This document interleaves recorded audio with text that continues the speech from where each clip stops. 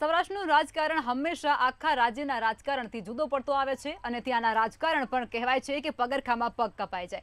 હવે ચૂંટણીઓ પત્યા બાદ ફરી એકવાર સૌરાષ્ટ્રનું રાજકારણ ઉકળી રહ્યું છે.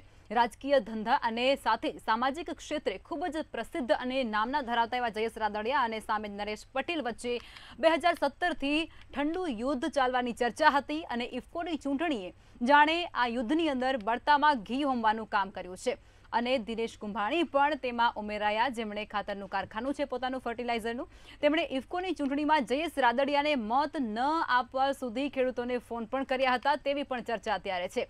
જોકે જયેશ રાદડિયા પ્રચંડ બહુમતી સાથે ઇફકોની ચૂંટણી જીત્યા હતા. તેમાં હવે ઘેરા પ્રત્યાઘાત પડ્યા જ હતા, તેનાથી સૌ કોઈ વાકેફ છે. ત્યારે હવે રાજકોટની રાજકીય સહકારી ક્ષેત્રની જે લડાઈ છે તે સામાજિક અને ધંધાકીય સ્તરે દુશ્મનાવટ ઊભી કરી રહ્યું હોય તેવું લાગી રહ્યું છે. ત્યારે આ જો અને તો વચ્ચેની જે સચ્ચાઈ શું છે તે જાણીશું આજની વિશેષ ચર્ચામાં.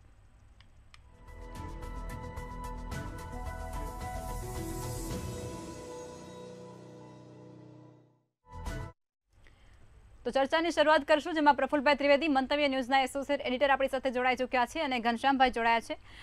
ઘનશ્યામભાઈ ગોસ્વામી, જેઓ એક વરિષ્ઠ પત્રકાર છે. બંને મહાનુભાવોનું સ્વાગત છે.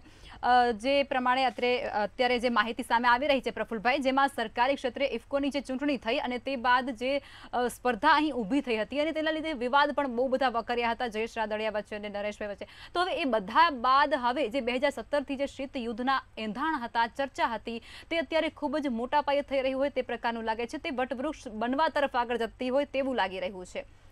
આ લખમાં ઇફકોની ચૂંટણી વખતે જે વિખવાદના બીજ વવાયા હતા એ વિખવાદ હવે સમવાને બદલે દિવસે ને દિવસે વધુ ને વધુ વકરતો જાય છે.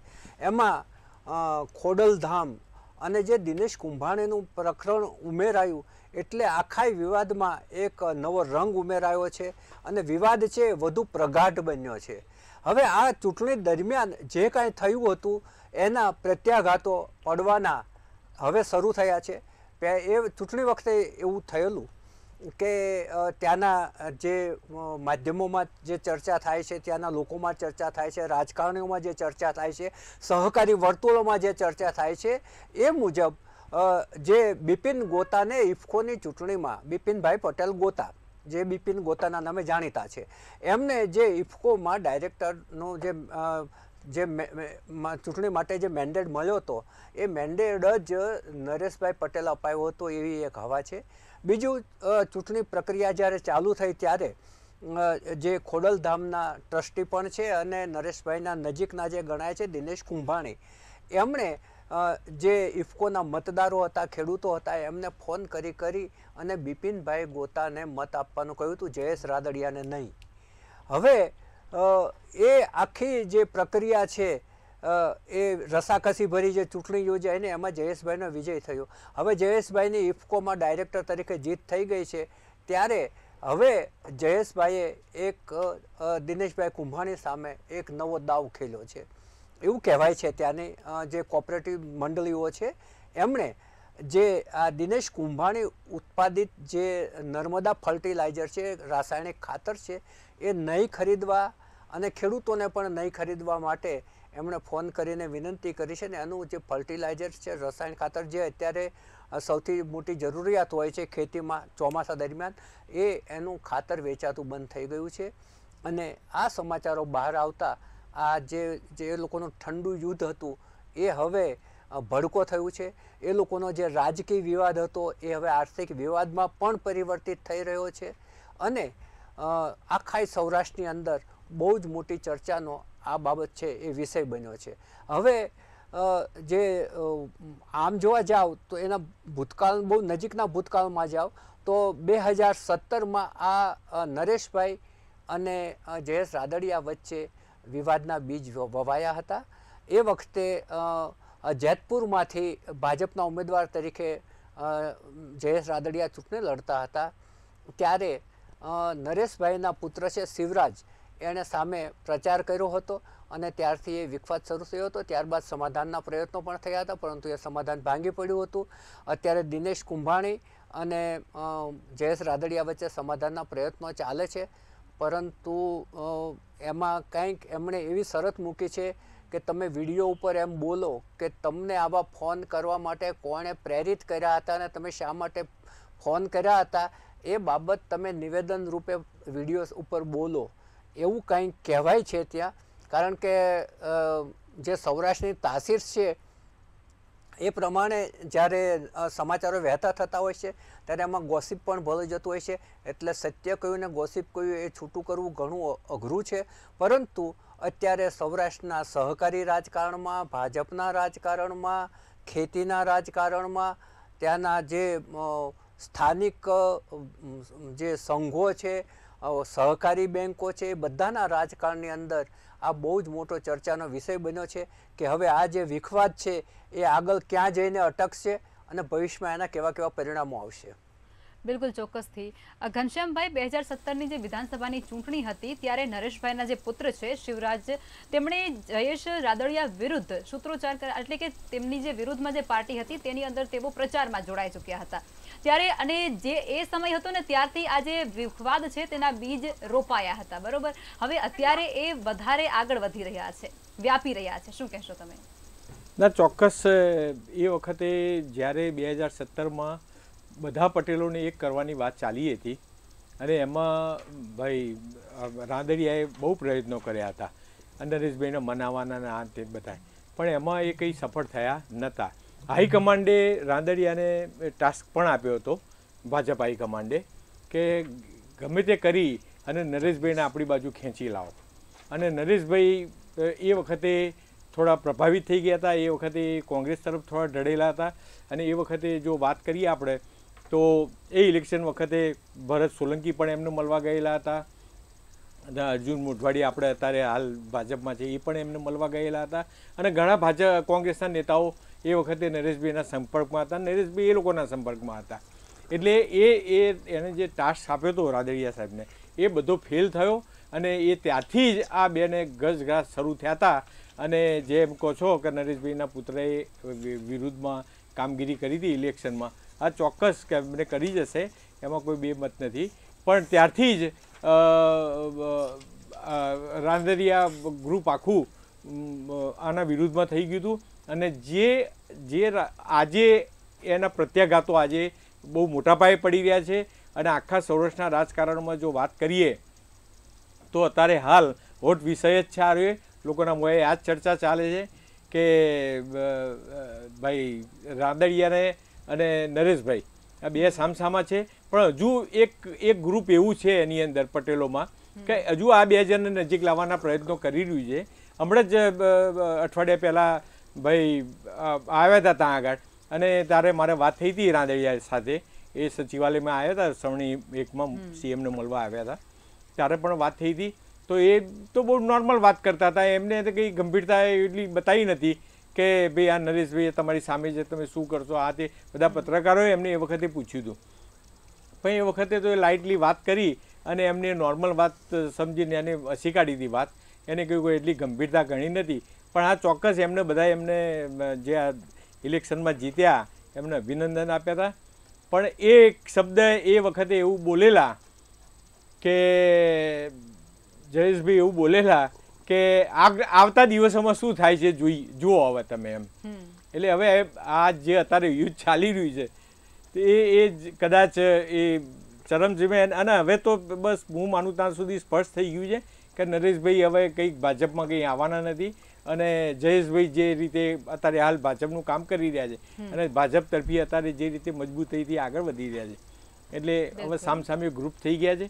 હવે પ્રયત્નો થઈ રહ્યા છે બેને એક કરવાના, પણ હું માનતો નથી કે બે એક થાય અને એક ટેબલ ઉપર બેસી અને ચર્ચા કરે, સમાધાન કરે, એવું કંઈ અત્યારે હાલ તો દેખાતું નથી. બિલકુલ ચોક્કસથી.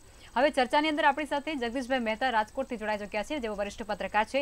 જગદીશભાઈ, અત્યારે સૌરાષ્ટ્રની અંદર ટોપ ઓફ ધ ટાઉન એક મુદ્દો બન્યો છે, જેમાં જયેશ રાદડિયા જૂથ અને નરેશ પટેલનો જે જૂથ છે તે બંને પહેલા રાજકીય વિવાદમાં તો ઘેરાયેલા હતા જ, પરંતુ હવે રાજકીય વિવાદ બાદ હવે આર્થિક અને ધંધાકીય વિવાદ પણ અત્યારે તેઓ બંને વચ્ચે સંપડ્યો હોય તેવું લાગી રહ્યું છે. આ સમગ્ર મુદ્દો શું છે એ સમજાવો. સમગ્ર મુદ્દો છે હુસા તુસીનો, સમગ્ર મુદ્દો છે ધર્મની ગાદી ઉપર રાજકારણ કરવાનો.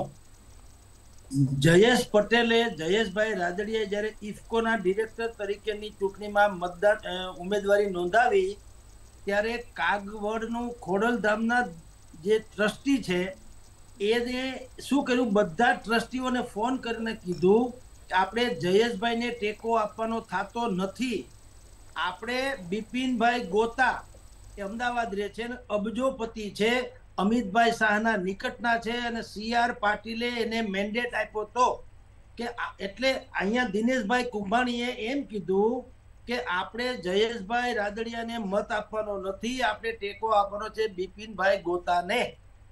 ત્યાંથી આ શરૂ થયું. એ વિડીયો કે ઓડિયો જે છે વાયરલ થયો, જયેશભાઈના ધ્યાને આવ્યો. જયેશભાઈ તેમ છતાં અડગ રહ્યા, ચૂંટણી લડ્યા, જીતા, ઇફકોમાં ડિરેક્ટર બની ગયા. ડિરેક્ટર બન્યા પછી હવે એનું કદ વધી ગયું, એટલે એણે શું કર્યું, હવે એના પ્રભાવ હેઠળની જેટલી પણ સહકારી મંડળીઓ છે એ બધાને કહી દીધું કે હવે તમારે દિનેશભાઈ કુંભાણીની માલિકીની અમદાવાદ ખાતે આવેલી નર્મદા નામની કંપનીનું ખાતર લેવાનું થતું નથી. એટલે લાખો ટન ખાતર આવતું હશે, કરોડો રૂપિયાનો માલ આવતો હશે, એ થઈ ગયું સ્ટોપ. આને કહેવાય ઇકોનોમિક વોર. પણ ઇકોનોમિકલી વોર જે શરૂ થઈ એ શરૂ થયું છે ખોડલધામના ગાદીથી. જે નરેશભાઈ પટેલે કરાવડાવ્યું એ ન કરાવવું જોઈએ. ખોડલધામ રાજકોટ અને વીરપુરની વચ્ચે આવેલું એવું એક તીર્થધામ બનવું જોઈતું હતું કે જ્યાં લાખો લોકોને એમ લાગે કે માં ખોડલનો અહીંયા ખમકારો છે અને આપણે એને અહેસાસ કરી શકીએ છીએ. પરંતુ એ મંદિરના પ્રણેતા કયો તો પ્રણેતા, નિર્માતા કયો તો નિર્માતા, અને જે કાંઈ કયો તે નરેશભાઈ જ છે, એમાં કોઈ સંશય નથી. પણ એવડા મોટા સંકુલને એણે કેવળ ધાર્મિક રાખવાના બદલે સધાર્મિક બનાવ્યું, એટલે કે ધાર્મિકની સાથોસાથ રાજકીય પણ બનાવી નાખ્યું. એટલે જેટલા પણ લોકો ચૂંટણી લડવા આવે એ જો લેવા કડવા હોય અથવા તો લેવા કડવાની એને જરૂર હોય તો પછી કોઈ પણ કાસ્ટના હોય એ ખોડલધામ અચૂક જાય. અને ખોડલધામના દર્શનના બાને કહું છું, માં ખોડલના તો 5 મિનિટ માંડ દર્શન કરતા હોય તો, પરંતુ સૌથી વધુ સમય નરેશ પટેલ સાથે રણનીતિ ઘડવામાં, એના આશીષ લેવામાં, ખોડલના નહીં નરેશભાઈના આશીષ લેવામાં, અને તસવીરો પણ એ જ આવે. નરેશભાઈને પગે પડતા હોય, નરેશભાઈ કોઈ ગાદીપતિ હોય એમાં આશીર્વાદ આપતા હોય ને, નરેશભાઈને પણ આવા ગલગલિયા થયા કરે છે, જે ખરેખર છાજે નહીં એવડા મોટા માણસને. એણે આ ધાર્મિક જગ્યાને ધાર્મિક જ રાખવાની જરૂર હતી. અને જે કાંઈ પોલિટિકલી ગેમ કરવી હોય તો એની પાસે આવા અનેકો સંકુલો છે. એમાંનું સરદાર ધામ પણ છે અહીંયા રાજકોટમાં. તો અનેકો સંકુલ છે જ્યાં એ રાજકીય આટાપાટા ખેલે તો કોઈ વાંધો નથી હોતો. પરંતુ આ માં ખોડલનું જે ધામ છે એને રાજકીય બનાવ્યું. એટલે અત્યારે તમે ને હું જેની ચર્ચા કરીએ છીએ એ મુદ્દા સુધી આ પાઘડીનો વળ પહોંચ્યો છે. અને હજી આ અલ્પવિરામ છે. હજી મોટા કડાકા ભડાકા નજીકના ભવિષ્યમાં સાંભળવા મળશે. એટલે થશે એવું કે જે ખોડલધામ લેવા અને કડવા બંને પાટીદારોને એક ગણ કરવા માટે થઈને બનાવવામાં આવ્યું હતું. અને એમ કહેવામાં આવ્યું હતું કે લેવા એટલે લવના વંશજો, કડવા એટલે કુશના વંશજો. ટૂંકમાં રામ, આપણા જે આદર્શ આરાધ્ય દેવ છે આપણા પ્રભુ શ્રી રામ, એના દીકરા લવ અને કુશ, એના આપણે વારસો છે લેવા અને કડવા. એમ કરીને બધાને એક કરવાની જે વાત માટે થઈને અહીંયા અવડું મોટું સંકુલ બનાવ્યું. એ લેવા કડવા એક થવા તો દૂર, લેવા અને લેવા એની વચ્ચે પણ મોટી હવે તિરાડ સર્જાવા જઈ રહી છે. અને એ બધું જ જે કંઈ થઈ રહ્યું છે એ આ જગ્યા જે છે પાવન ભૂમિ, એનો દુરુપયોગ જે થવા માંડ્યો એને કારણે થઈ રહ્યું છે. બેન, બિલકુલ, ચોક્કસથી. પ્રફુલભાઈ, જે ઇફકોની ચૂંટણી સમયે એક એવું નીકળતું કે ઇલુઇલુ, અને એ ઇલુઇલુ જે પ્રકરણ સપાટી આવ્યું હતું તે અત્યારે ચરમસીમા પર જતું હોય તેવું એંધાણ અત્યારે વર્તાઈ રહ્યા છે. શું કહેશો તમે આ મુદ્દે? લખમાં ભાજપમાં ક્યારેય ના બનતા હોય એવા બનાવો બનવા માંડ્યા છે. જે ઇફકોની ચૂંટણી છે એ જ પૈકીનું છે કે પહેલાં કોઓપરેટિવમાં ક્યારેય મેન્ટેડ નહોતા અપાતા. હવે મેન્ટેડ અપાયો તો પછી મેન્ટેડ અપાયો તો મેન્ટેડનું પાલન થવું જોઈએ, એ ના થયું. જયેશભાઈ રાદડિયાએ ચૂંટણીની અંદર જંપ લાવ્યું. હવે દિલીપભાઈ સંઘાણીનું કહેવું એવું છે કે એમને પહેલું ફોર્મ ભરેલું હતું તો પછી તમે મેન્ટેડ આપવાના છે પહેલું કહેવું જોઈતું હતું, અને મેન્ટેડ તો ક્યારેય કોઓપરેટિવમાં હોતું નથી, તો તમે કેમ આપ્યું? CR પાટીલે મેન્ટેડ આપ્યો હતો. હવે CR પાટીલે એમ કહ્યું કે કોઓપરેટિવ સેક્ટરની અંદર કોંગ્રેસ અને ભાજપનું ઈલું ચાલે છે, ઈલું તોડવા માટે મારે મેન્ટેડ આપવા પડે છે. એ એમની સ્પષ્ટતા હતી. એની સામે દિલીપભાઈએ બોલતો જવાબ સનસનાવીને આપ્યો કે ભાઈ આ ઈલું નથી, તમે સવારે કોંગ્રેસવાળાને આપણે ત્યાં લઈ આવો છો ને સાંજે એને માથે તિલક કરીને હોદ્દો આપો છો ને એ ઈલું છે.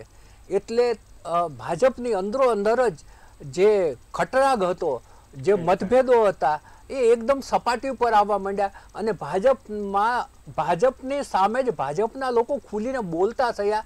એ આ અમરેલી છે, એ અમરેલીએ છે ને આખો વીછીનો એક દાબડો ખોલી નાખ્યો અને હવે વીછી ગમે ત્યારે ગમે ત્યાં ભાગી શકે. વીછીનો દાબડો ખોલી નાખ્યો છે, હવે એ ખુલ્લો છે, ગમે ત્યાં ગમે તે જઈ શકે, ગમે એને ડંખ પણ મારી શકે. એટલે હવે આ વીછીનો દાબડો ખુલી ગયો છે અને એ આક્ષેપો થયા. હવે એનું એ જ પ્રકરણ અત્યારે ખોડલધામ સુધી પહોંચ્યું છે. જગદીશભાઈએ બહુ સારું એનું વર્ણન કર્યું કે ભાઈ પવિત્ર ધામ છે, એને પવિત્ર રહેવા દો. રાજકારણ માટે ઘણા બધા બિલ્ડિંગો છે.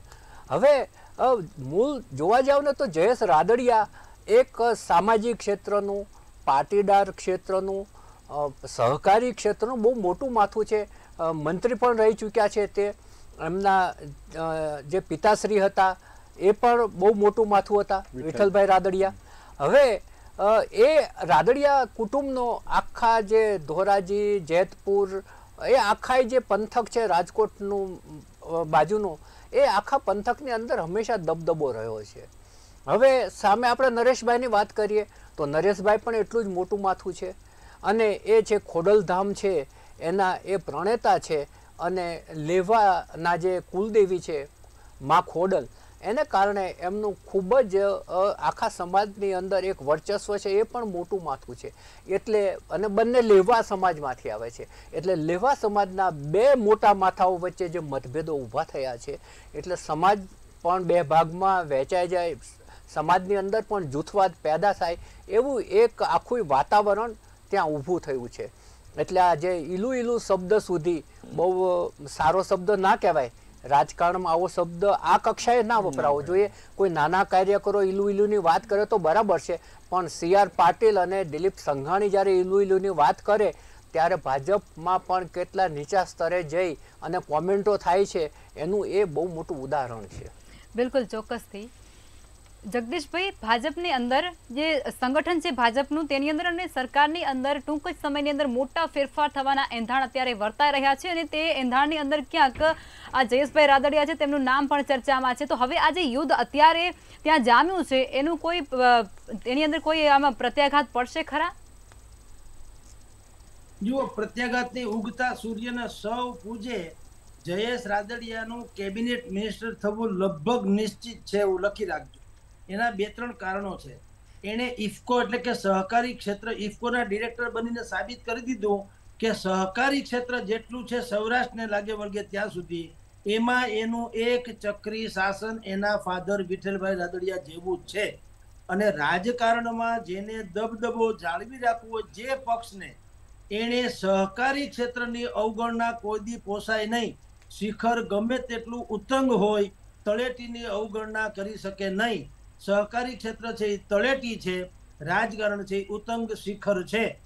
જયેશભાઈ રાદડિયા સહકારી ક્ષેત્રમાં પણ ખાસો એવો પ્રભાવ ધરાવે છે.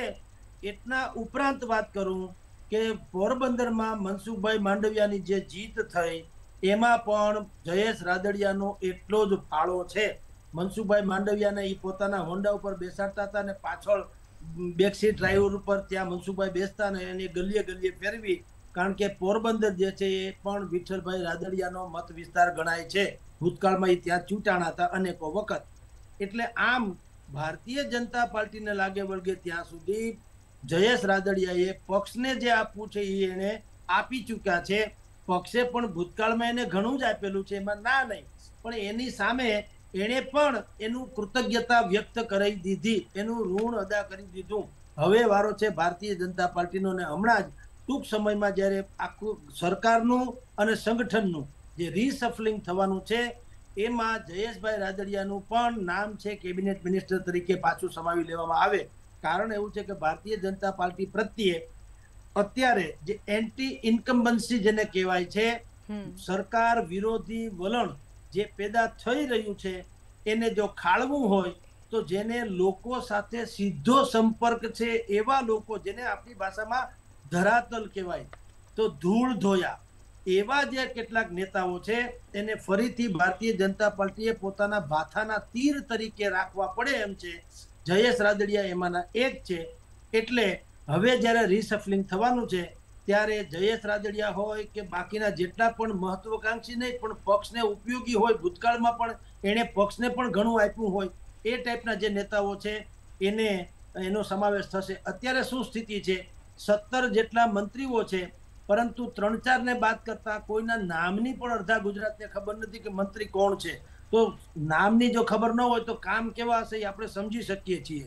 અને લોકો હંમેશા કામથી વખાણાતા હોય છે. સેમ પિત્રોડા ક્યાંય સંસદ સભ્ય નથી, ક્યાંય ધારાસભ્ય નથી, એનું કોઈ મત ક્ષેત્ર નથી, એ પરદેશ રખડ્યા કરે છે, બધું છે. પણ સેમ પિત્રોડા તમે ગામડે ગામડે બધાને ખબર છે કે ઇન્ફોર્મેશન ટેકનોલોજી જે છે એ ભારતને નવું ભારત બનાવવામાં સેમ પિત્રોડાનો સિંહ ફાળો છે. આને કહેવાય કામ. અબ્દુલ કલામ એ મુસ્લિમ છે, કોઈ માનતું નથી. આપણે સવારે એનું દર્શન કરીએ તો આપણને લાગે દિવસ સારો જશે. શું કામ? એ મિસાઇલ મેને ભારતને અણુસત્તા કઈ રીતે બની શકે એમાં પોતાનું યોગદાન આપ્યું અને પોતાનું સાલસ જીવન જીવીને આખા જગતને પ્રેરણા આપી કે આવી મોટી હસ્તી હોવા છતાંય આટલું સાદગી રીતે જીવી શકાય છે. આમ કામ બોલવા જોઈએ. અત્યારે 17 મંત્રી છે, એમાં 1-2 જણાને બાદ કરો જે મીડિયા ફ્રેન્ડલી છે. દાખલા તરીકે ચીફ મિનિસ્ટર છે તો મંત્રીના નાતે એને પ્રોટોકોલ પ્રમાણે એને મીડિયામાં વેટેજ મળે છે. બીજા હર્ષ સંઘવી છે એને છે. બાકીના તમે 1-2 જણાના નામ બધાને આવડતા હશે, પણ 17 નું નામ કોઈ પણ માણસ મોબાઈલમાં જોયા વગર બોલી શકે એમ નથી.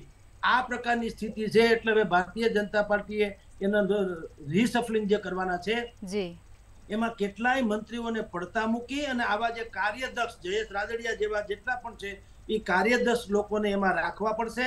સંગઠનમાં પણ આવી રીતે 4 વર્ગ છે, પાટીદાર, દલિત, ક્ષત્રિય અને આદિવાસી, એ પણ ખસકતી જતી એ વોટ બેંક છે ભારતીય જનતા પાર્ટી પાસે. અત્યારે ભલે એ લોકોની પાસે બધી ધીંગી બહુમતી છે, પરંતુ હવે જ્યારે જનમાનસનું જો તમે પોસ્ટમોર્ટમ કરો તો ભારતીય જનતા પાર્ટીની વિરુદ્ધમાં વધુ મત પડે એવી પરિસ્થિતિ છે. એટલે એને જો કુનબો આખો સાચવી રાખવો હોય તો આ 4 વર્ગને મેં આપણે ગણાવ્યું એમ આદિવાસી, દલિત, ક્ષત્રિય અને પાટીદાર, આ 4ને પણ એને સંગઠનમાં એવા ઉપપ્રમુખ બનાવો કે ઝોન વાઇઝ બનાવો, પણ એને સામેલ કરવા પડશે.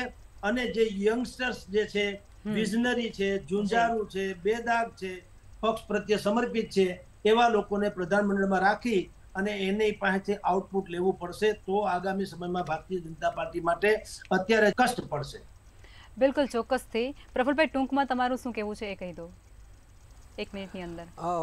હવે સમય ઓછો જ છે એટલે ઝડપથી પતાવી દઈશ કે જે લેવા પટેલ વચ્ચે 2 ભાગ પડ્યા છે સૌરાષ્ટ્રની અંદર, પરંતુ આની અસર છે આખા ગુજરાતના રાજકારણ ઉપર પણ પડવાની છે.